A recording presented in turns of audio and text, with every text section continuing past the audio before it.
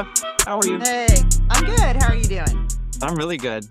Good. Yep, doing good. Can you tell us your first and last name and the name of the place and kind of the location, where you guys are at, and tell us a little bit about it. You can tell us the classes you guys offer and just kind of go into just telling us the generalities of the academy.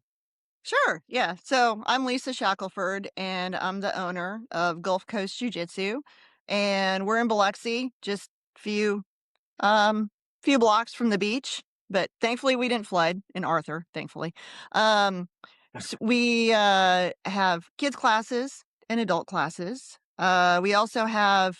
We're fortunate. We have there's in Mississippi. There's a large homeschool group of children.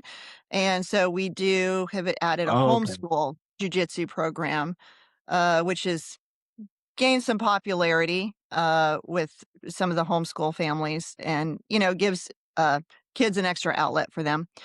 We also Yeah, have an evening. year-round outlet, right? That's a Yeah, big deal. absolutely. Yeah, it's not just seasonal, right? It's Then, almost of like course, plug and play for the parents. Yeah. yeah. Well, and sometimes with certain sports, it just goes for a season, then it's over with, and then the parents are like, I want my kids to have an activity, something they can do. And so at least jujitsu provides that. It is all year round, never stops. Mm. So Like a yeah, constant. Yeah. yeah. And we get a lot of military families too, as well. And so the bonus for our military families is they start with us, they have a great experience, and when they transfer, their children can continue this sport. So, Yeah. in some sports, when you move, you kind of have to start all over at the bottom because nobody knows you. And you're the Yeah. new kid on the team. Nobody knows you've played whatever position on the team. You got to earn your spot, so to speak. But with jujitsu, you just Yeah. go to another gym and you just pick up where you left off at. Yeah, and everybody's at different, like, such different, uh, you know, positions on the spectrum of their skills, Mhm. right? Yeah. Right, So, yeah. yeah, there's not like, oh, the goods and the bads. Everybody's Mhm. on, yeah, very different, yeah, mhm, skill Right, levels. right, and so not only is I think jujitsu it's great for I mean, it's not really what your question was, but, going a little rabbit trail, but it's so great for, um, kids, period, and then, it's been a huge benefit to our military families for their kids as well. We also have adult classes, um, 4 nights a week, and that includes gi and no gi because you gotta have both. It's important. Um, Um, and we've been, this November will be about 5 years, that we've been on the coast. And, I never really intended to be a gym owner. Like, I started jujitsu and my goal was not, oh, I want to own my own gym someday. Some people do. That's they do jujitsu and they're like, oh, I want to do this. I want my own gym. I want, all these things. Me, I just wanted to show up and just do jujitsu, and just do my thing, go home. That's it. Right. uh, And but life throws curveballs at you, and so I ended up at one gym teaching, some kids classes, and, it was fun, I enjoyed it, teach kids classes, go home, boom, done. So the gym ended up closing the kids program at that gym, and I was still traveling to train with my professor also in another state over in Louisiana. So I would go train with him, and then at this gym, I'd help with their kids program. And so when they stopped that, I had these children that they had goals. They had personal goals. Some wanted to do a competition, and some they just needed jujitsu for the mental aspect of it and just for their lives. And they just needed that outlet. And so I called around to a bunch of different places, and literally the last place that I called, I said, "There's no way they're gonna tell me that we can't help you, we don't have space, we can't do anything for you." So I called this gym, Ironworks Gym in Biloxi. It's a workout gym. A lot of bodybuilders and stuff have trained there. And went there and I called them up, and the owner at that time was Doug Sellers, and great guy. He was like, "Hey, you know what? Just come by. I'm here until such and such a time every day. Come by. We'll see what we can do. We'll talk." Um, he's very supportive of kids sports and things like that, and so I went and talked to him, and for a while, I was just putting puzzle mats out upstairs in his gym, and so we're doing kids classes out of that. And that's kinda how we started. And then maybe several months after that, I was like, "We need a little bit more space. We got, some interest here. We need more room." And, I ended up taking a lease over that was in his gym, and he really it was all him that really helped, you know, him and some other great people helped get the gym started, Gulf Coast Jiu-Jitsu. So super thankful for all that he did, to help with that. So anyway, yeah, that's kinda how we started. Um, just fell in my Awesome. lap and was like, "I guess we're doing this now." So, yeah. Go back to like, how did you get into jujitsu? Like, why? Why and how? Like, how old were you? Really young, or No, so going back actually to the like when you first got into it? yeah, so actually, weirdly, the very first time I actually even saw the word jujitsu, I was maybe in my mid to late 20s, and, I apologize for the sound. My neighbor is mowing the yard right now. Sorry. So, Oh, you're fine. um I think um, it's fine. Yeah, I can hear okay. you. So anyway, the first time I saw jujitsu, I was probably in my mid to late 20s, and I was in California, and I saw a Brazilian jiu-jitsu sign go up, and I thought it was like a different form of Zumba. I mean, because Zumba just started, was big, right? I thought, "Oh, it's just like Zumba, whatever." Now, in hindsight, I'm just kicking myself going, "I shoulda went to jujitsu then." But, anyway, so fast forward many years, I Why did you actually think took it was like that? Did you like the name, or like did you I saw what think they were doing? it was just the name. Yeah, and back Yeah, then, we didn't there was no, you couldn't, like, just go on the internet. There was no Google at that time. Google did not exist. I know I'm dating myself, yeah, but there was no Google to say, "What's Brazilian Jiu-Jitsu? Let me look it up." So, yeah. I didn't start until I was, 43. It was actually a week before my 44th birthday, and it was my birthday present to myself was jujitsu. But I always wanted some form of self-defense. I realized the importance of women being able to protect themselves and defend themselves. And, I hear women all the Mhm. time like, "Oh, I conceal carry and I carry pepper spray or this or that." But, in a self-defense situation, you can't always get to things like that you need. Um, Yeah. and so I had a situation. I was at a gas station, and I just had this creepy guy coming over when I was getting gas, and he was trying to convince me to go to their vehicle. And I mean, I already know, being in, some of the red flags, you don't go to somebody else's vehicle, just things you don't do. And Mhm. there in this world though, you could do all the right things and take all the safety precautions of let's not go to the ATM machine at 10 or 11 o'clock at night.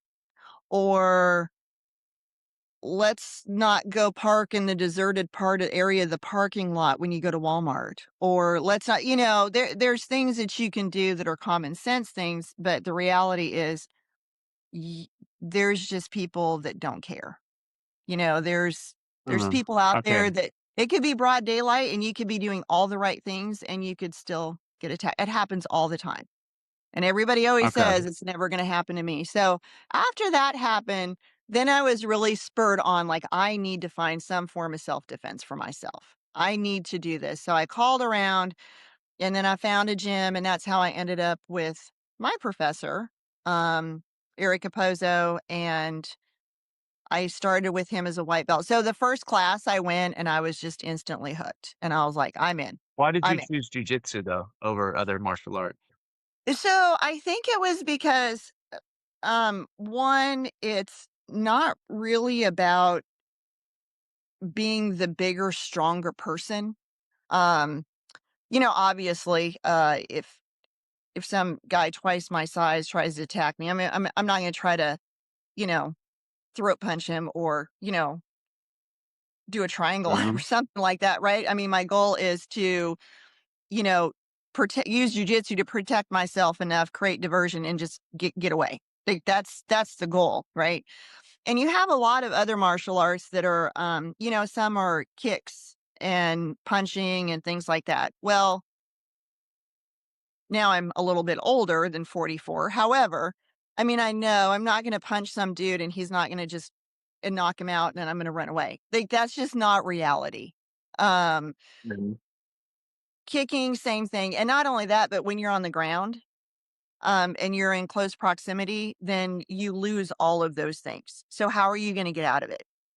Jujitsu Mhm. shows you how to get out of it and how to get out of those bad spots. So that's why I went with jujitsu, and I do Did you feel like what is how did you know what jujitsu was? Did you go to a so I didn't jujitsu know. academy at that No, point? so I didn't Okay. know until I went. I called around to different places that said self-defense. Yeah. And so Ah, I didn't know. got it. I didn't know. And yeah, but then when I got there, then I found out, oh, it's jujitsu and that's what this is. But yeah, I before then I had no idea. I was just looking for self-defense. That's all I was looking for. Self-defense. Okay, something Yeah. labeled self-defense. Yeah. Right. Yeah.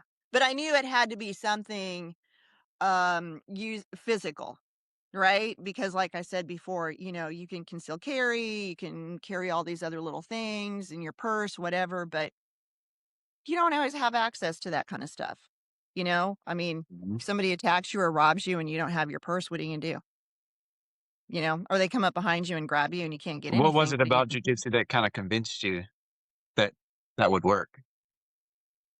some of the techniques, I mean, so the fundamentals of jujitsu are all just very much self-defense stuff, right? Like if somebody's sitting on top of you, how do you get out of that?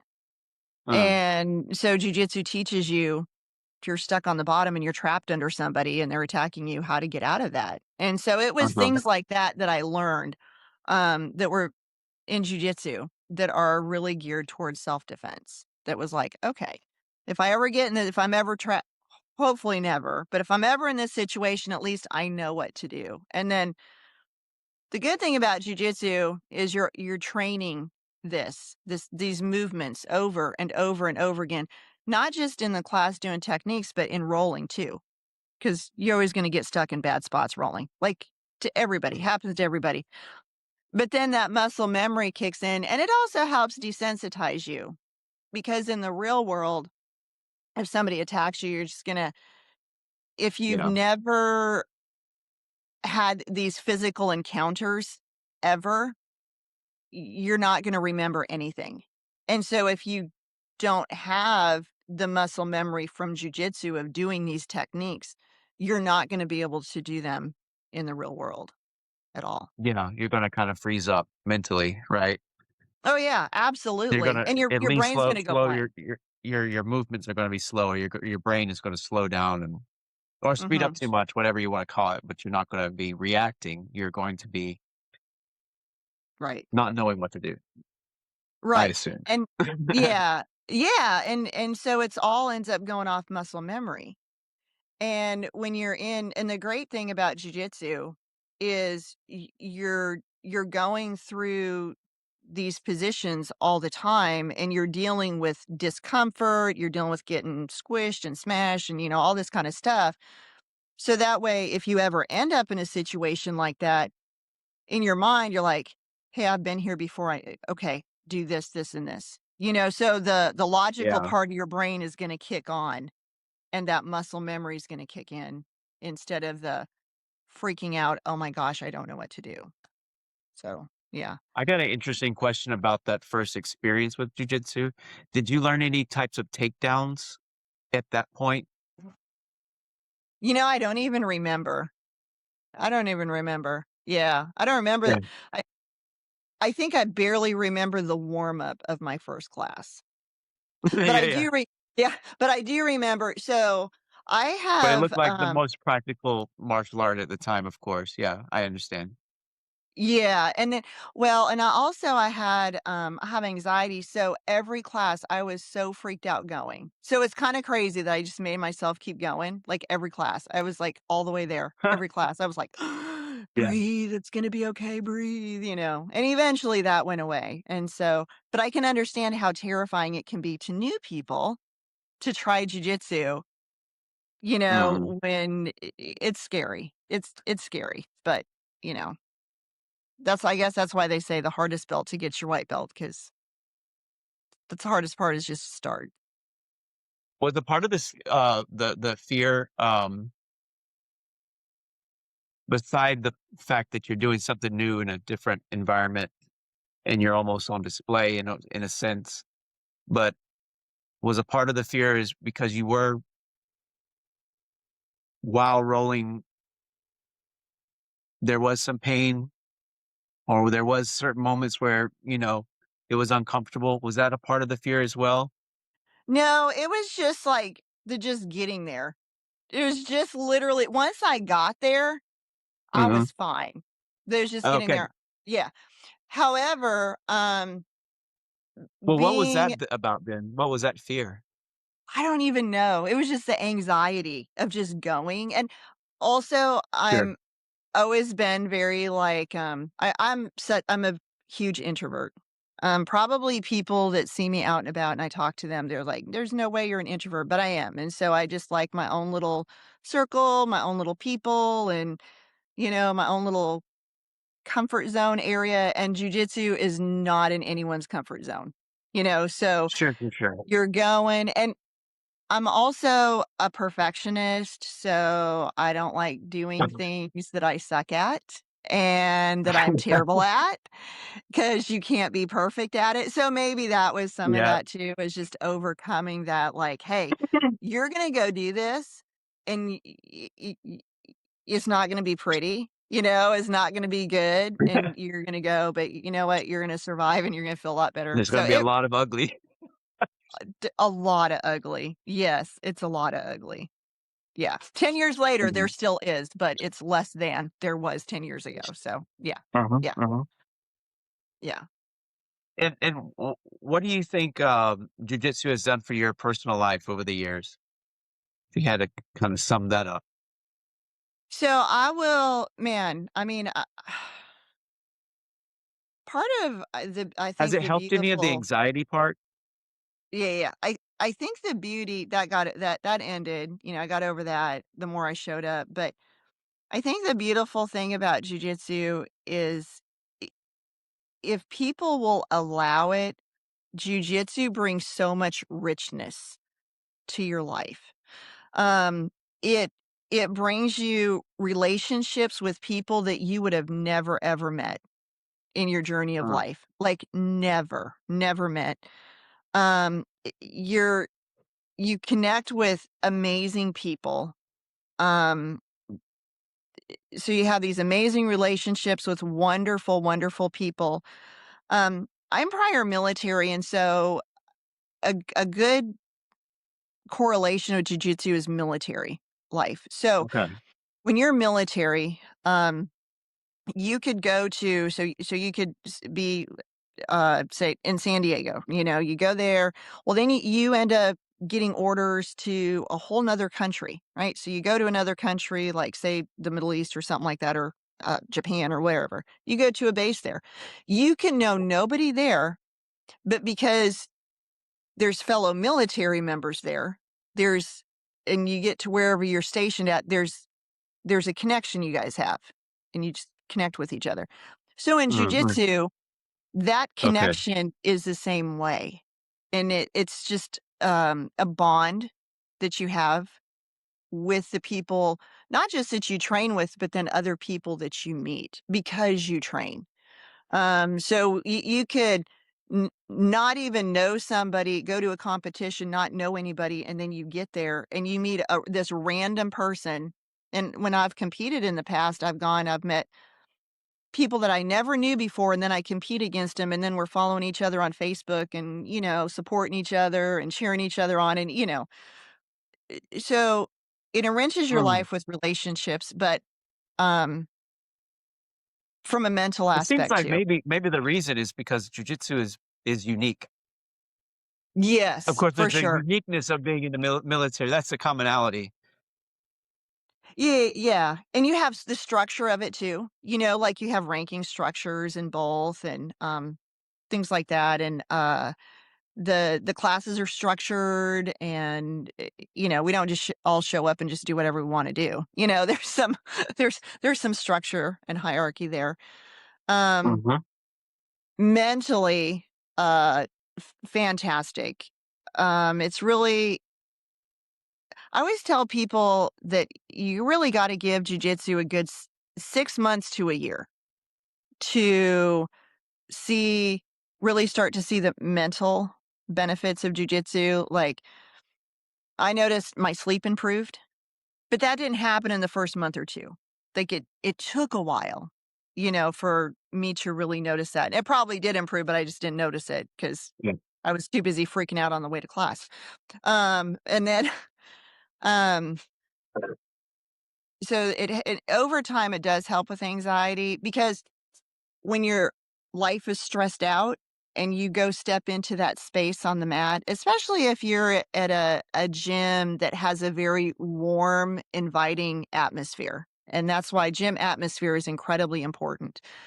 When you step Mm. into that space, whatever's going on in your life, whether, you're stressed about your job, you're stressed about your kids, your pets, whatever it is that's going on in your relationships outside of that space for that period of time that you're on the mat, your brain is completely present in that moment. Like Mm. they talk about, anxiety is you're stressed about what's to come in the future. Depression is you're focused on past stuff that you can't do anything about, right? So you just Yeah. got all this stuff bombarding your brain. But for that hour of time that you're in that space, your brain is forced to be completely present in that moment, Yeah. you know? That's So hard to 'cause get that as an adult. That's hard to get that in things in life. Mhm. Um, Right, right. other than your Yeah. phone, maybe in a sense. True, Maybe that's why true. we are on our phones all the time. It's like, Maybe, I have that little yeah, theory. to sort of zone in our minds out. Yeah, to be Yeah, present. Yeah, yeah. But jujitsu does that, but it's a lot healthier, I think, than being on our phones too. So, and we're learning self-defense and we sleep better and we get all those other things. And so, um, yeah, and I don't know if you know, but the We Defy Foundation is a wonderful foundation for combat veterans, and they provide okay. scholarships and free training to combat veterans. And We defy DEFY. yeah, DEFY, We Got it, Defy okay, Foundation. Mhm. okay.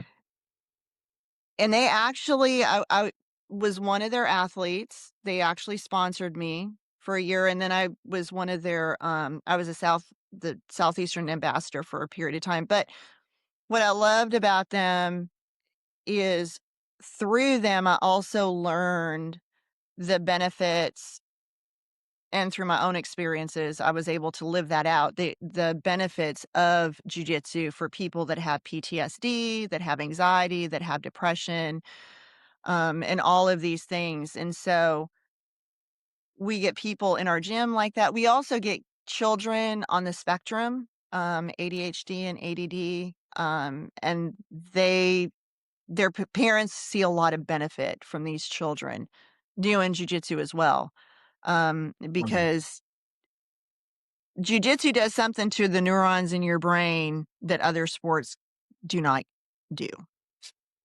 okay. Because you're forced to be present, right? So, like, if you're playing baseball, Yeah, you're in the outfield or something, you're waiting for a ball, like, you can think about all kinds of other crazy stuff. Or, yeah, um, adults you're playing basketball, like, it's a little more action, but during the pauses of whatever, your mind can wander. You go to the gym, you're lifting weights, you can think about all kinds of stuff. You go running, swimming, your brain can be checked out all over the place, but jujitsu, you're you're gonna be you're tapping a lot. yeah, you're preventing pain. Mhm. Yeah. So Yeah. you're forced to yeah, it's another level of, focus. Yeah. Right, right. Yeah. 'Cause and I don't think that people realize, and I try to explain to all of to our new students when they come in that and several of them have been very shocked because they see jujitsu as, well, it's a martial art, it's fighting, it's combat sport, it's, all these things, and then they're actually shocked at how mental jujitsu actually is. So, Mm, and I think that's why it's different. You're not only engaging your body and focusing on, "Oh, my foot goes here, my hand goes here, I need to turn my hips this direction," and, and problem solving and all that stuff, but you're also engaging your brain. So it's a brain-body yeah, connection that is happening while you're on the mats. it's like a puzzle. Yeah. Mhm. It is. Yeah, it really is. Yeah. Why do you think people love it there at the academy? So At your I've academy? yeah, so I've actually gotten a lot of feedback at our academy that, I mean, we had a like I said, we have military people that come through and they've been to some of the other gyms and they're just like, like we can't get over how warm and friendly the environment is at your gym. Like everybody helps everybody. Every gym has Yeah, their own little personality. And different people are looking for different stuff. And that's cool. So there's different gym vibes, but our vibe for our gym is when we have a new person that comes in, we don't look at them like, okay, there's a new person we can do all our skills on and we can beat them up and we feel really good about our jiu-jitsu. So when a new mhm, person comes in, we're like, you know what? We want them to learn everything we know because we want them to get better because as mhm, they get better, they're going to make things harder on us and then they're going to make us better. And right, so then we're all getting better together. And so like I said, I get a lot of military. So whether it's a student that comes in and they're just there for that one class, whether they're there for a month, whether they're for 3 months, 6 months, I'm going to pour everything into them that I have for that student while they're there. Even if it's just one class that they're there. I'm going to help them as much as I can and give them as much as I can so that way that when they walk out, they feel like they've gained something from being at our gym. So, um, right. yeah, I had one student, she said, "Man," she's like, "Your gym feels like a cozy, warm fireplace." I'm like, "Oh, okay." So, I'll take it, I'll take it. That's nice, that's nice. It Well, is, so I always end with this. Can you tell, those who are just thinking about getting into jujitsu or their kids, what would you just tell them about jujitsu, like, what it could do for them? yeah, I think that parents hugely underestimate jujitsu for their kids. I think that Uh, they tend to think because MMA is huge right now. Right? I mean, that's yeah, that's big, and so I think a lot of parents and even adults too, like, they think jujitsu and they immediately are associating it with, like, you know, "I don't wanna get punched in the face." And, hey, I get it. uh-huh. I don't wanna get punched in the face either, but I don't wanna punch people in the face either. That's why I'm doing jujitsu because I don't wanna do that other stuff. But, Right, and so they're thinking like, "Oh, it's fighting, it's this and that," but I don't think that parents understand that the benefits of their children doing jujitsu, it's going to improve their confidence. Like, doesn't okay, matter how great of a parent you are. I mean, you can be like the most amazing, perfect parent on earth, but one thing we cannot give our children, and for me, I'm a grandma, so my grandchildren, I can't give children self confidence in themselves. Like, right, they have to somewhere get that for themselves.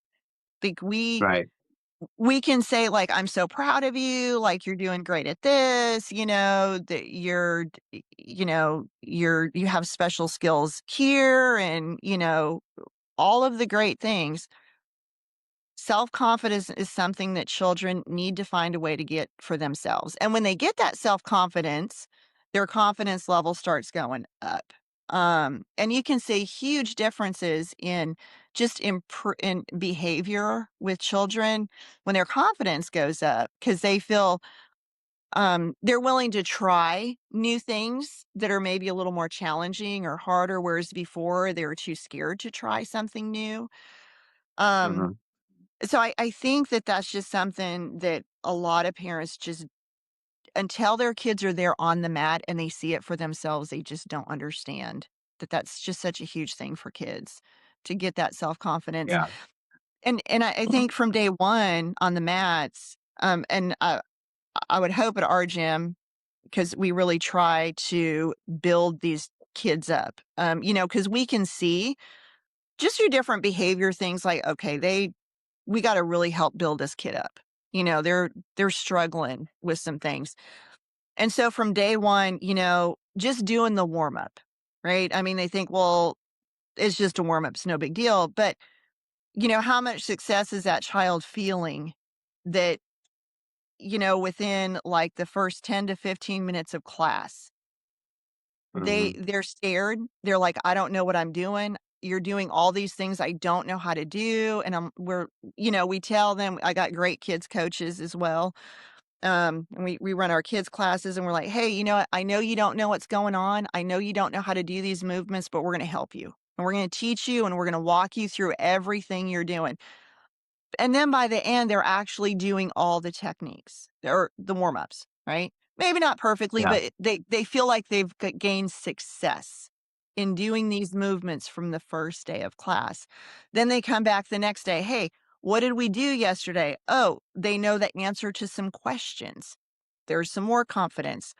"Oh, okay. Well, I couldn't do this before, but now I remember how to do this. Okay, grab here. Okay." So slowly over time, their confidence starts building. And then once they get about 6 months in, 8 months in, suddenly a new kid comes. Oh, okay. They're asking me to help show this new kid how to do X, Y, and Z. And Yeah. so over time, their confidence starts building more and more and more. And so for Yeah, that parents, makes sense. yeah, There's only yeah. so much we can do as parents as far as, like, building their confidence. So, of course, we can build their confidence, but self-confidence, Mhm. is another thing. And, again, it's just only so much we can do. The rest of Right. it has to come with, life experiences. Yeah, Oh, I yeah, agree. yeah. And I think that, jujitsu is such a gentle way, to do Okay, that that with makes sense. kids. Right. It's because they don't realize what's happening. They don't realize, like, that they're gaining this confidence in their skills until all of a sudden one day parents are going, "Hey, you know what? They used to be like this, and now we're starting to see this, this, and this." And, like, my granddaughter, Yeah.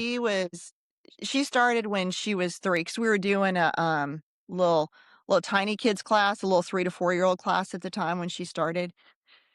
And she's a major introvert, and she was just terrified of everything, everyone. She wouldn't go up and down the stairs. Like, we called her the Velcro child because she was just stuck to my leg like Velcro, would not leave my side. And I mean, it was the point where I would turn around and I would move my hand and I would accidentally bump her in the face or the head all the time because she was right there, my little shadow, like she was standing there. And so that was her. She wouldn't talk to anybody else. So we're attached to an actual gym where people were working out, and people would, "Hi, how are you doing?" And she would just sort of shrink down like this, and she wouldn't look at anybody, talk to anybody, nothing. After about a Mm, year of jujitsu, then she started waving to people. Then she started mm. saying, "Hey, I don't need to hold your hand going down the stairs. I can do it myself." And then she started being more brave about, "Hi, my name is Ava," and, she was actually communicating with people, and so all of that was just because that self-confidence over time gave her the courage to be, just socialize, just be more social to people, One so thing that you said that, comparing jujitsu to other sports as far as, like, it being more, like easing kids into that self-confidence is that there's no games unless you're doing competition, which is usually later on. But you know what I'm saying? Right. You're not like doing like a couple weeks of practice and then you have a game. Yeah, yeah. I mean, that might Right, apply to right. some kids. Yeah. Yeah. Yeah, and it's jujitsu, it's like it's an individual sport, but it's also a team sport, right? Because like, Mhm. your progress is very individualized, like, you're responsible for your progress, and Yeah. even adults, like, you get out of jujitsu what you put into it, so if I go and I'm like, "I'm gonna work this guard pass for the next month," and that's my goal, that's what I'm doing, that's what I'm focusing on. Okay, I'm training with an intentionality and I'm gonna get something out of it. But you're just showing up like, yeah, whatever happens, happens today. And okay, got my guard pass 5 times. Oh well, hopefully it gets better next time. But there's no intention. You kind of get out of it what you put into it. But it's also a team sport because you can't get better without other people. Like, nobody can go do jujitsu on their own and get better. Like Right. you gotta have that team, so which is unique, because other sports aren't re And that's they're kind of either where the team or they're individual. that's where the atmosphere comes in too, right? The environment, like the Right, vibe of the place. Yeah. right, right. Yep, yep, yep. So and for adults, I think that, jujitsu is just beneficial to everybody. I get a lot of I'm an older person, um, and I did start when I was older. We actually have a lady who's 70 who trains with us, and Okay. she started when she was older, and so I think one of the benefits of jujitsu is, I think that people, because if you look at sports across the board, they're a young person's game, right? You don't Mhm. see pro football and baseball people, and you know what I mean? They're not in their Yeah. 50s. They're just not, right? Like there's a shelf life. But the beautiful thing about jujitsu is, hey, you know what? If you want to go do a jujitsu competition at 70 years old, guess what? You can. You can. Or Yeah. if you just want to show up and be active on the mat and you want to learn a new skill at 60 to 70 years old, guess what? You can. And jujitsu is it's so fluid that you can, if people have injuries, if people have limitations, you can work around all of those things. And so anybody that really truly wants to do jujitsu, they you can make it work for them. They can do it. They can do it. So that's Yeah. another thing that I think is a huge benefit to jujitsu. Just it's great for people of all ages. Doesn't matter how old they are. Well, thank you so much, Lisa. I really thank you so much for all Yeah. your perspective. I'd love for you to be on again. Maybe you can be at the academy. You can give us like a tour or something. Everybody hanging out, and maybe they can Yeah. give us some insight of what it's doing for their lives. That'd be cool. I just had that thought. I don't know when you were That's talking. a good I don't know idea. why. I'll have to do that. I'll have to do that. That That would might be a be really fun. good idea. Yeah, that Yeah, really that would might be. be fun. Yeah, if it's Yeah. a good, the right time and setting and everything. But Yeah. yeah, I would love for you to be on again. I thank you so much, Lisa. I'd love to. Thank you. Thank you for having me. I really appreciate it. You're very welcome. Well, I'll see Yeah. you soon. I'll talk to you soon. Okay. Okay. Thanks. All right. All right. Bye Bye. bye, Lisa. Bye. How's it going, Nathan? It's good, man. How are you? I'm good. I'm good. Um, yeah, man. Nice to see you. I'm so glad you're on. Can you tell me like your first and last name and the name of the academy and the location? You can talk about the classes you guys offer, that kind of stuff. Yeah, yeah. So I'm Nathan Lott. I'm a third degree black belt in Brazilian Jiu Jitsu, judo black belt as well. Our academy name locally, we have one in Zachary, Louisiana, and Denham Springs, Louisiana, is Excelsior Jiu-Jitsu. Um, we are part of the Jiu-Jitsu Association led by Professor Matt Baker out of Bakersfield, California. What in the world is that? Um, Because I saw that. I don't know what that is. Jiu-Jitsu? True Jitsu. So Yeah. jujitsu is very interesting with Professor Matt. I was already a black belt when he and I met, and I already owned my own academy. Professor Matt, he doesn't like it when I tell the story, but he and I met at a tournament when we were competing against each other. and he's not a big athletic looking guy. And I won a couple, he won a couple, and then he just destroyed me. But one of the sweetest guys you'll ever meet. And so he and I became friends immediately. And he walked over just before he went to the finals. He's like, "Hey Nathan, before you take off, I want to hang out with you for a few minutes." So I started Googling like, who is Matt Baker? And multi-time like Pan world champion, um, great guy. And he and I became friends immediately. It was around the beginning of 2016 that we actually affiliated with them. Then and I travel to Bakersfield. In fact, I'm leaving pretty soon. We go to Bakersfield and we train with them. They come and train with us, and Where's just like Bakersfield? one giant family. Bakersfield, California. I hate to say this because they're gonna be mad at me, but it's kind of like in the middle. A lot of people who live there call it the armpit of California, Yeah. because you're 2 hours from the beach and you're on the other side of the mountain region. It's in the valley. Um, so So when we go and pause. I'm train, sorry. I'm sorry. Bakersfield, is that from the show Baskets? I have no idea. I have no idea. I'm Everybody's not a gonna be TV or laughing, show yo. watching person. I'm sorry. I have no idea. Do you know the guy It's same. that was on the Hangover, Zach Zerbrikonakis, whatever the last name is, the bearded guy? Yes. Okay, he has a show that's been, I mean, it went through a few seasons, and we're talking like several years back. It was called Baskets on Netflix. I'm Okay. darn sure it's Bakersfield. So continue. I'm Well, sure quite everybody who possibly. knows will laugh at that. Yeah. No, look, it's so hot there. I get there, I'm training because I'm from South Louisiana, and I am raining with sweat, and they are wearing sweaters, and I don't understand. What? Um, I'm telling you, it's crazy. Professor Matt will walk in drinking a cup of coffee, wearing a sweater, and I am drenched in sweat. What the world? Um, but it's an amazing place to train. I mean, it's just a very family environment, but man, just loaded with people who are just super talented. Some of the best jujitsu players that I've ever had the opportunity to not just train with, but I mean, I've traveled around the world, but to compete with and watch them, it's a pretty amazing gym. And he has affiliate. Professor Matt has affiliates all over. He has one in Canada, Jimmy Smith in at Blacksmith in Niceville, Florida.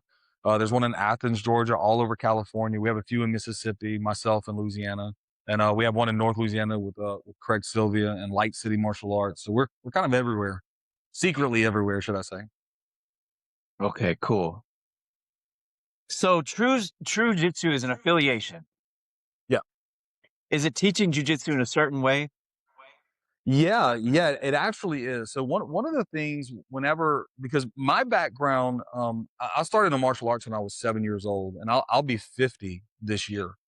And so I've been training pretty much my entire life in a mixture. I started off in Taekwondo because where I lived, that was the only thing they had.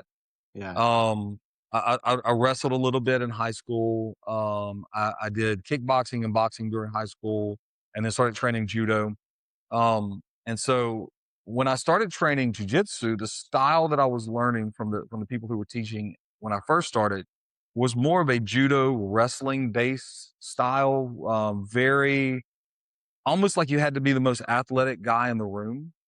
And so I was winning a lot at brown belt and black belt. I was traveling and winning a lot. But when I trained with Professor Matt, the style that he has developed, and it's more of his story to tell of how he developed the style. But the style that he developed was really more of a technical style that did not depend on being athletic or strong or really even in great shape. He says it like this. He says, if somebody says, "Well, I have to get in shape before I start training jujitsu," then there's a problem with that. Because you're going to get in shape naturally with jujitsu, but if you feel like you can't even go into a class because you have to be in good shape, then there's an issue with your jujitsu. And so he teaches a very technical style that allows a person to really do well against somebody who's much bigger, much stronger. So when I went over there and trained in Bakersfield the first time, I was already a black belt, and there were some of their blue belts and purple belts who were passing my guard and controlling me and sweeping me and doing things that I had never seen before. And I mean, I've been training again judo and jiu-jitsu forever, and it just really captured my mind. And we brought that style back to our gyms in Louisiana. So that was in And Bakersfield? yeah, that was in Yeah. Bakersfield. Yeah. So when we brought that back to Louisiana, it was really tough for me because I was having to unlearn and change my game as a black belt. But our students that came up behind me, my son is one of those. My students that came up behind me learned that system. And when we go compete, I mean, and just at our Zachary gym, we have world champions, European champions, Pan Am champions, American national champions, all in our little gym in Zachary. And I credit every time I tell them, like they'll say, "Wow, that's amazing." I say that's Matt Baker that taught me that. Okay. His style is very unique. Uh, what about with True Jitsu? This is going to be kind of a stupid question, but I don't know any other way to ask it. Like, does it lean towards more sport jujitsu or self defense? It is more sport, more competition based. Because usually when you hear distinctions between jujitsu, you're hearing those two: more Yes. sport, more self defense, not usually more technical. So yeah. So I'm kind of like the go ahead and answer the question, but the other thing I want to ask is like if you can kind of talk a little bit. Maybe it's hard. Like, what makes it more technical?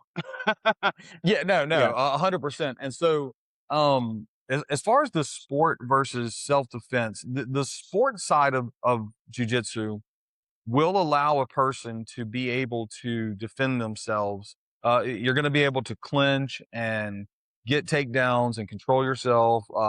Distance management. Your jujitsu naturally builds a strength that it almost you cannot develop in a weight room. And so you're still going to be able to defend yourself. A purely self-defense style of jujitsu is going to be going back to, a lot of stuff that I learned previously before I even trained jujitsu. It's going to be, a little bit of boxing, a little bit of kickboxing built in there, clinching, distance control, um, blocking from punches and kicks just to get close to someone to be able to get the takedown or things like that. In a sport jujitsu, you're going to see a lot of people pull guard and play from the bottom. In a self defense jujitsu, you're not going to see them so much pull guard as you are going for the takedown. And so I think it's important for us at our gyms in Zachary.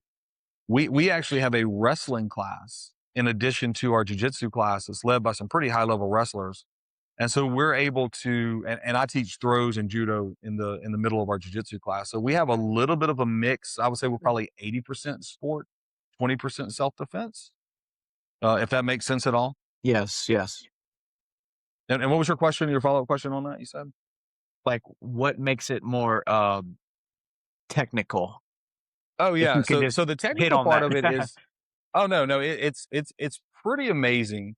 Um, Professor Matt has developed this style where it's leveraging your mind over your your athleticism. And so what happens is you develop a game where you have position A, for example, and then you have 2 to 3 reactions that your opponent could have, and you prepare for those 2 to 3 reactions. And then instead of trying to muscle through something, you just move to the next technique. For example, I would tell anybody, if you have a collar grip, and this is really basic jujitsu, if you have a cross collar grip on someone in the gi and they're trying to break your grip, instead of squeezing as hard as you can, trying to hold that grip, which is going to wear your hand and your arm out, let go and move to grip 2. And if they break that grip, then go back to grip 1. So instead of just trying to muscle through stuff, you're constantly going from step A, step B, step C, and then back to step A. Yeah, And that's just it's just a much better way to do it. And then the guard game is really what separates jujitsu from judo and wrestling. In fact, somebody who has a really good guard, which is why you see a lot of guard play in competition, someone who has a really good guard can cancel out and break down wrestlers and judo people quite easily if they know the basics of where people are going, that ABC philosophy, if that okay. helps at all. Yes, 1,000%. And I think, from an outsider looking in, I think and I could assume that this is the case, but I didn't know for sure if it was the case in that some of quote unquote regular jujitsu is muscling through things. Especially at the white and the blue belt level. I mean, you could have a purple belt who is not extremely technical, but they have so much mat time. They've been training for so long, sometimes 5, 6, 7, 8 years at purple belt, that they're just really good because of things that they developed over time. The idea, though, is to have someone who can come in and train for 3 to 6 months and still be a white belt, and they're not gonna get a lot of submissions and things like that, but to at least be able to complete a round with the purple, brown, and black belts and not feel completely overwhelmed every single time because they understand just a few basic positions of jujitsu. And I'll tell you, we have some blue belts that at our gym, and we have some blue belts that I train with when I go to Bakersfield, who are absolutely. I mean, they could go pretty much anywhere and train with the purple, brown, and black belts. And I'm not saying they would win, but they would do okay. They would be able to at least make it a competitive round, um, Mhm. just because of their jujitsu IQ. Mm. If and so that's a really important thing. I mean, people can talk, as much as they want the negativity about people like a Gordon Ryan, but you watch Gordon Ryan teach a class, and his jujitsu IQ is off the charts. And that's what makes people like Gordon Ryan, Marcelo Garcia, Mikey, and all those people who they are, is they know where they're going. They're playing chess, and they know where they're going 3, 4, 5 moves ahead of time. So it's basically tripling down on the technical side of things, trying Oh, to for push sure. that extra step forward, extra Yeah. step in that direction. Mm. Yeah, and the cardio with the live training, the cardio is going to come, the strength is going to come, but there's no replacement for the study and the preparation and the drilling of the techniques, and that's just that's really what separates a lot of really good grapplers. Those who really depend on a more athletic game, their careers are usually very short. Professor Matt he's in his early 50s, I think 51, 52, somewhere in that neighborhood. And he can still go. In fact, he just competed. He can still go compete and win. We have a guy at our gym in Zachary who's amazing. I think he's 64 now, Mr. Dwayne Watts. He teaches one of our classes there. And Mr. Dwayne, he won the Europeans at purple belt. He competes all over. He's the number one ranked purple belt in the Master 7 division in the world at Mm. 64 years old, and he's Oh, still very competitive. Where if he had started and the whole game was let's be the most athletic and just drive, drive, drive, that's when injuries happen. That's when people realize you're not the strongest guy in the room, you're not the fastest guy in the room, and you're probably not going to win very much. But when you slow it down and begin to think through things, it's a lot different, and mhm. it's a pretty impressive system, and you're starting to see a lot more gyms go to that mindset, which is really exciting to see because that just increases the level of competition all over the world, which is really great. Mhm. Do you know Mikey Musumeci? Yeah, I watched a lot of this stuff. My kids are excited. All my kids are in their 20s and married now. But we actually got a picture with him at Pan several years ago. My wife took the picture and she asked her like, "Who is that guy?" And I was like, "Don't talk to him anymore," you know. Um, and so What do you yeah, think about his Mikey. game? What do you think about his game, like his style? No, Mikey's probably the best to ever do it. He could wrestle. He could go for takedowns. He's locked triangles. He used for a long time. He was just taking backs and choking people. He's gotten into the no gi leg lock game. He is he is the definition of one who uses his brain over muscle and speed. I mean, he knows where he is going before the match ever starts. And that really is the key. His intelligence. I forget. I watched a documentary on him. I forget how many. I think he speaks like 4 or 5 languages. He's a math wizard. I mean, he is in all worldly sense. He is the definition of a nerd. And if you Unbelievable. saw that guy walking down the street, you'd be like, "There's no way that guy could win a fight." But he would. He's amazing. Yeah, me and my son watch one championship. We Oh haven't yeah. we haven't in a good while, but we used to all the time, and we'll try and get back into it. But yeah. Yeah, my favorite all time is Marcelo Garcia, but I talked with him. I spoke with him several times when we went and competed in New York. And he's not only, in my opinion, the best ever, but just one of the nicest humans on the planet. Hmm. Um, so let's get back to the academy. What kind of classes you guys offer? What was it? Did you gi and no gi? What was the age range? And Yeah, you could, yeah. So we generally start, the youngest we start is 5. I actually prefer them to be closer to 7. When I'm not at the gym, I'm actually in Christian ministry. I have a doctorate degree, so at the gym they actually call me Doctor Professor, which is kind of goofy. Um, and so when we're at the gym and we start kids off, I really don't like the idea of someone paying and the kids not getting anything out of it, and they're not able to pay attention and concentrate on the classes yet. So we start some at 5. 7 is my preferred start age. And then in the kids classes, we break them up where we have the older kids go on one side of the mats and the younger kids go on the other. And the younger kids will have 2 to 3 instructors. The older kids, sometimes just me or one other. And that usually goes about 12 or 13. At 13, depending on their size, they may step into the adult class. They may stay in kids for a little while longer. Our adult classes are way more packed than our kids classes. Um, I mean, there'll be nights where there's almost no room to move on the mats because of the adults, but um, we do a kids class, and then right after the kids class, we do an adult gi class, and then right after that, we go into an adult no gi class most of the time.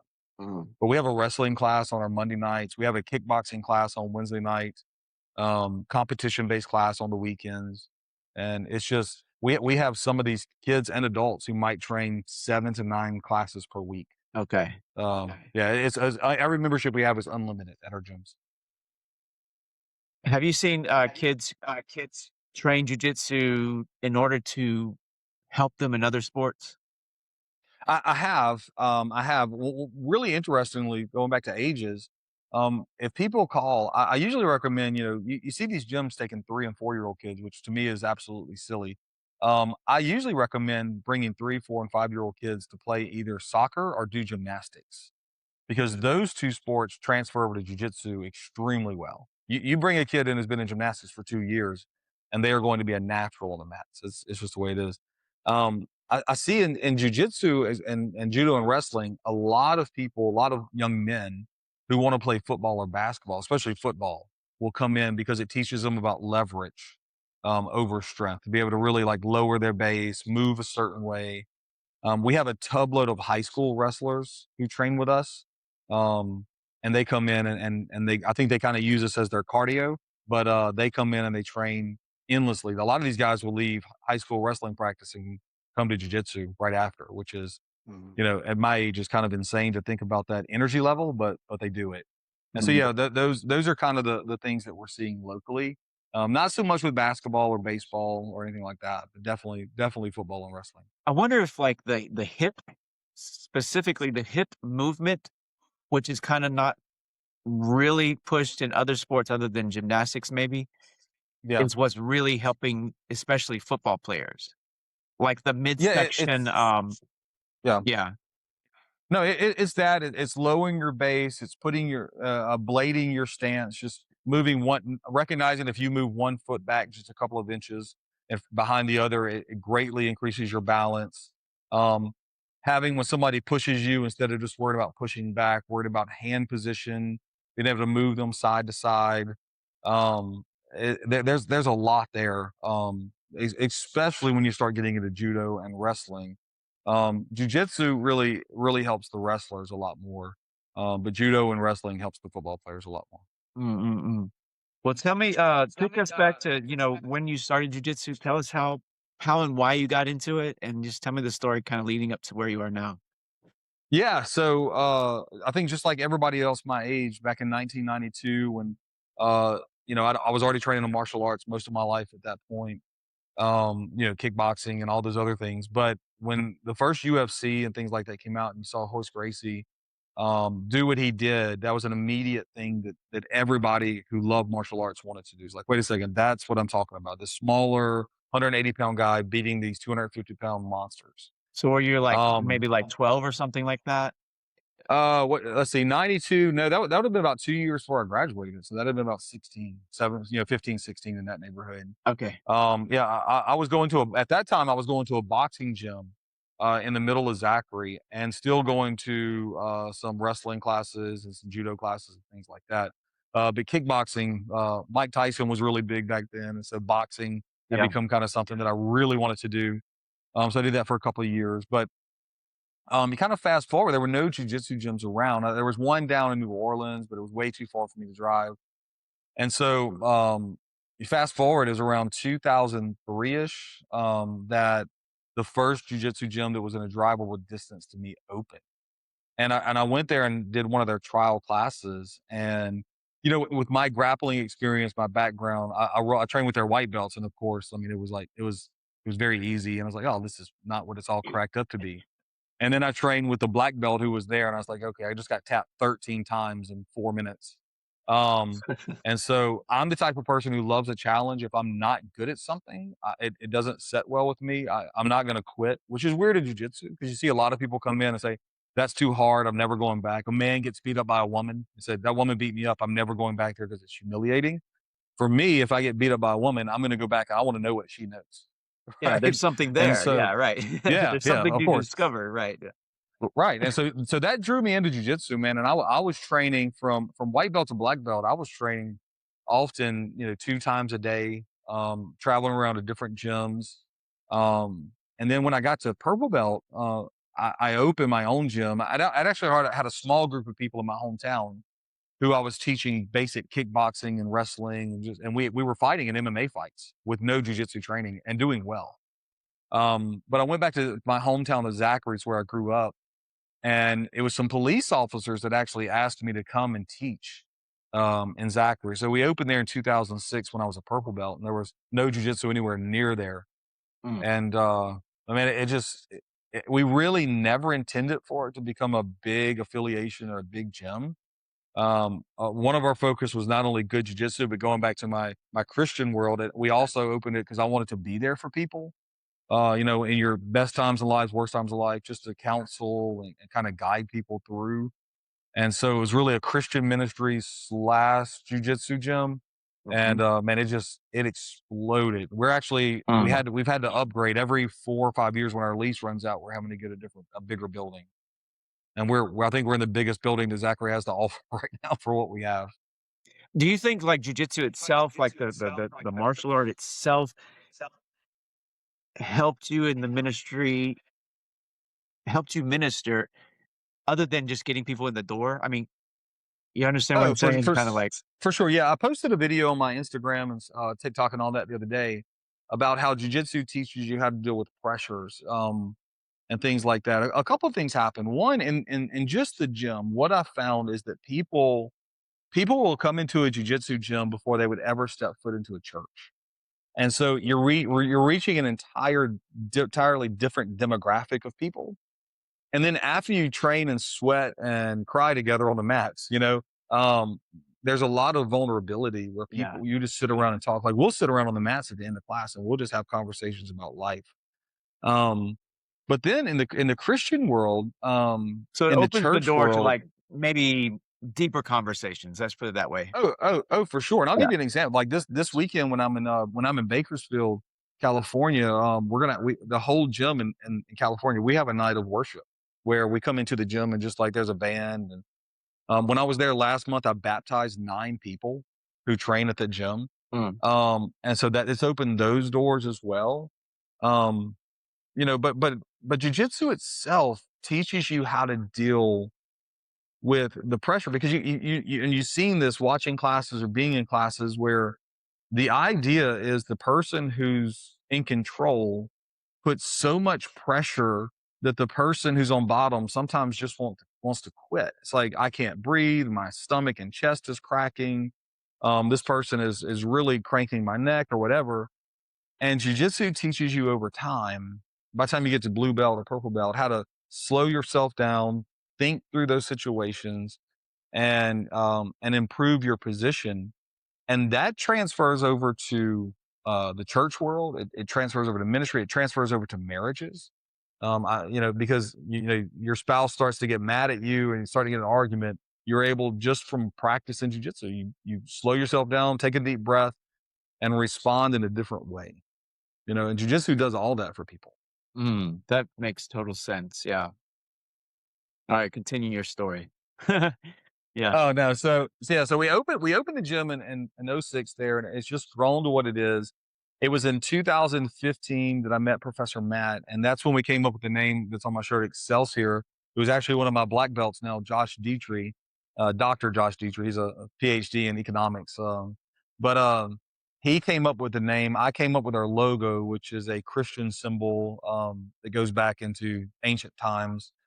And it's just been an amazing journey. And so we started with just us and Zachary, and then we opened a gym in Denham Springs that my son, who is now a black belt, teaches at. He's 23 and started when he was 4.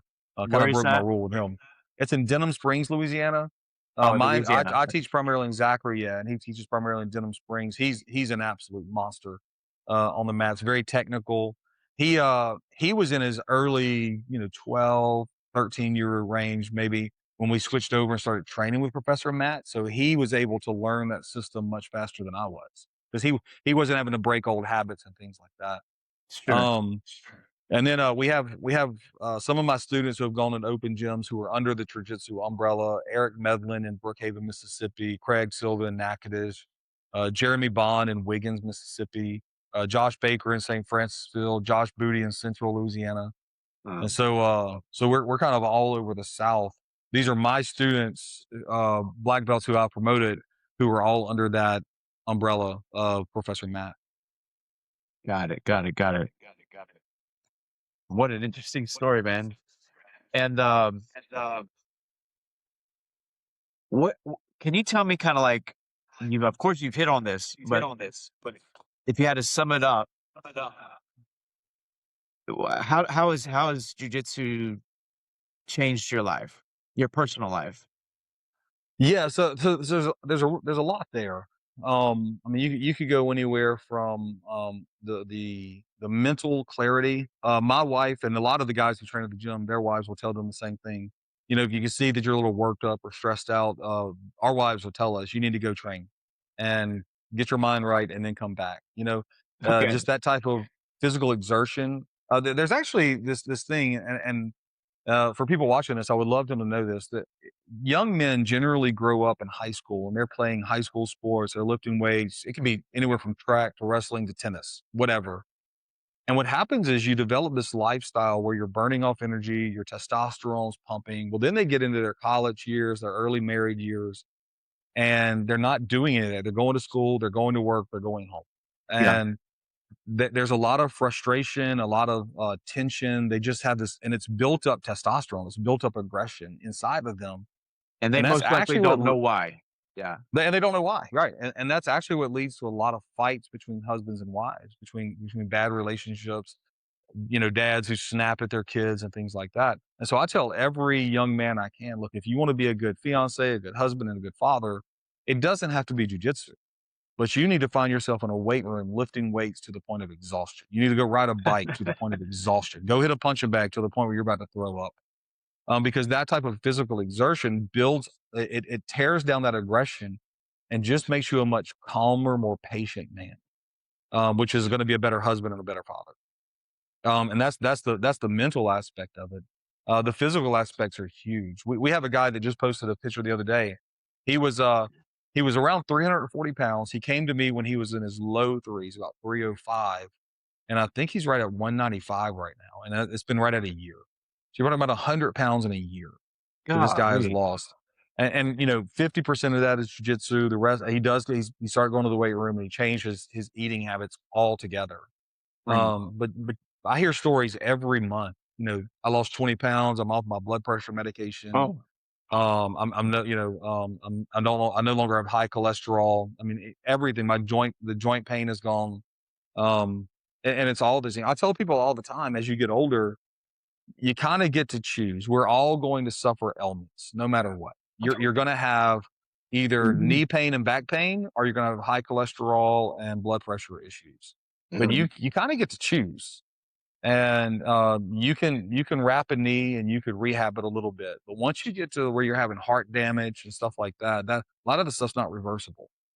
And so I tell people all the time, like, that the physical aspect of it is you need to get in there and just push yourself, not for you, but for the benefit of those people who you love. I don't train and work out at 50 years old. I don't go lift weights and then go to a gym and train jujitsu because I just want to look good. I do it because I'm thinking about my wife, my kids, and my grandkids. Mm, mm. What an interesting perspective. Have you ever heard of somebody talking about diabetes, how it's affect their diabetes? Yeah, oh, for sure. Yeah, we've had a few. Now there's some diabetes that's not curable, but yeah, some people will come in and once their weight drops and everything levels out, and they really start eating better. I mean, you know, in this world we live in, America, it is not uncommon for somebody to sit down. Where are you from? Are you from the Pensacola, South? Florida. Pensacola, Oh, Florida. oh, oh, Northwest Florida. man, I love Pensacola. But you know, in the Huh. South, it's not uncommon for somebody to sit down and eat a fried shrimp dinner with a gallon of sweet tea full of sugar. Yep. You know, well, somebody training jiu-jitsu is going to say, okay, well, I need to drink unsweet tea and I need my shrimp grilled.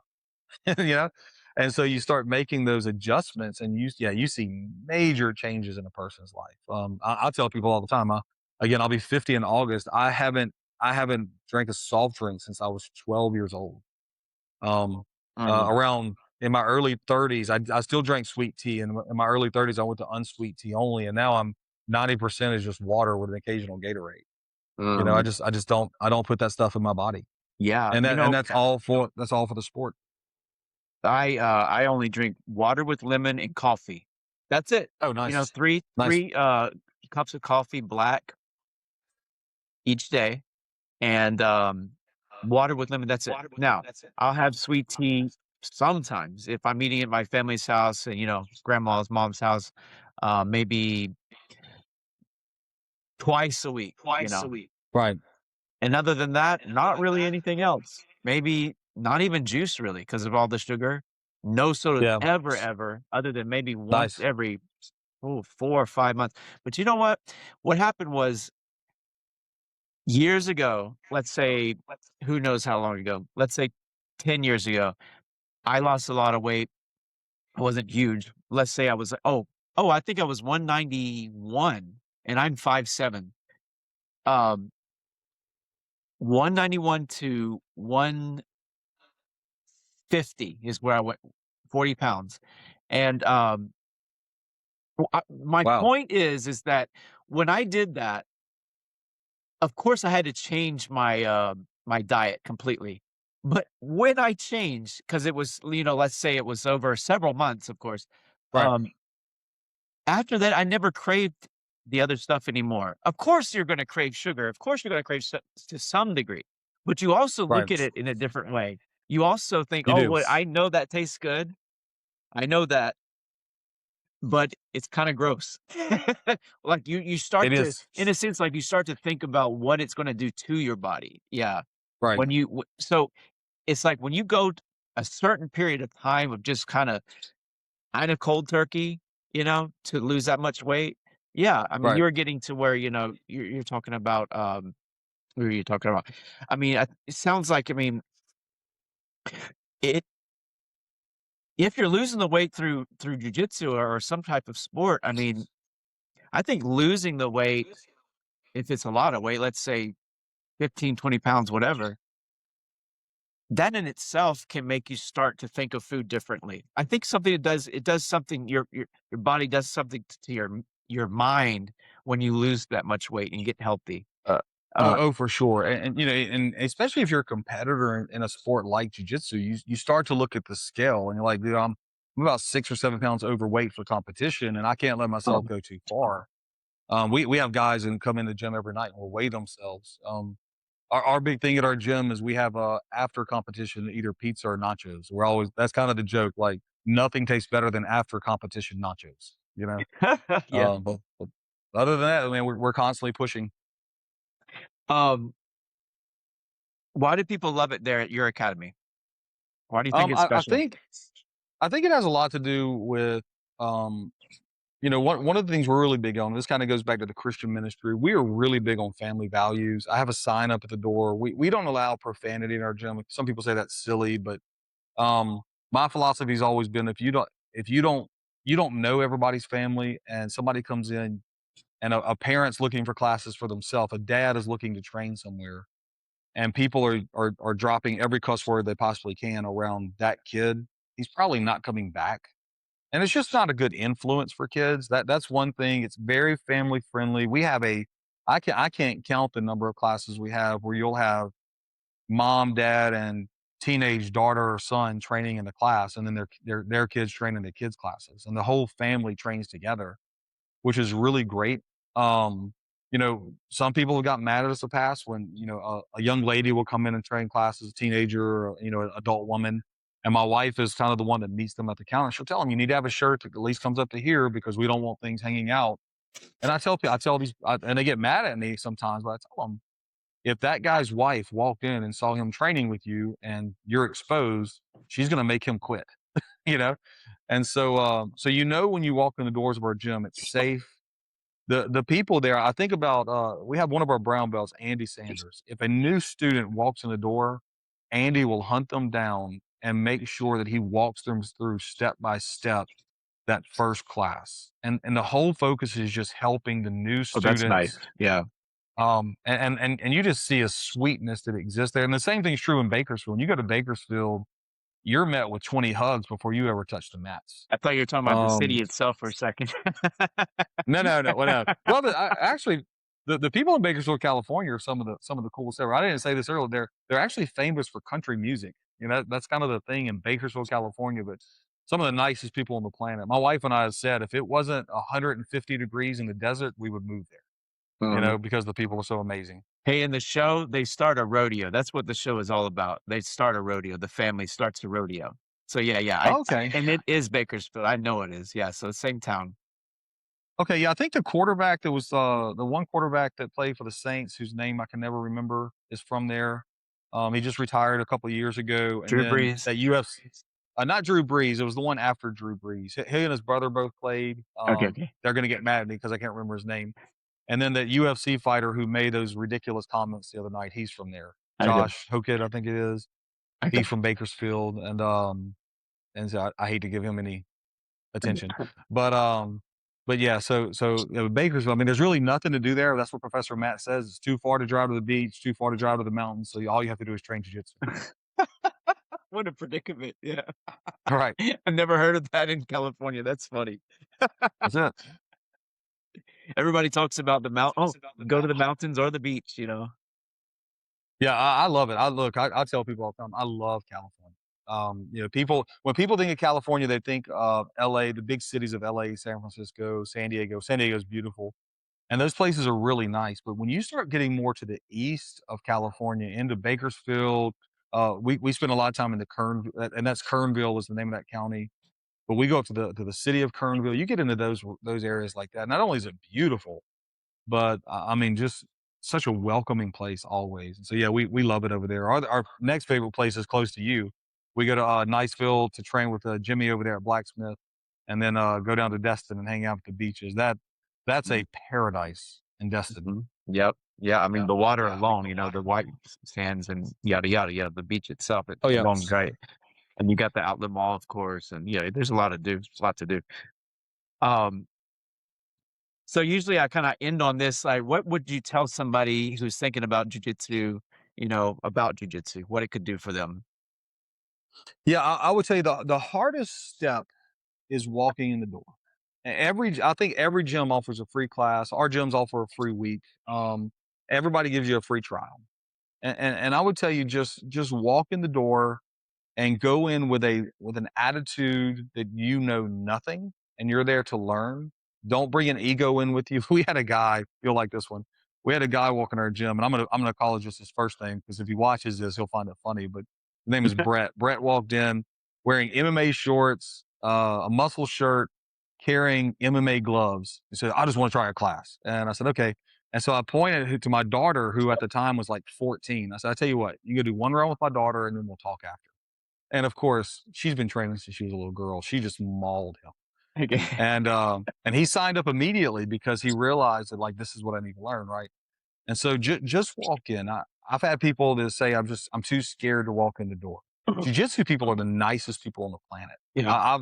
There's very few jiu-jitsu people I've ever met. There's a few, of course, there's always a few, but most jiu-jitsu people are just the nicest people on the planet.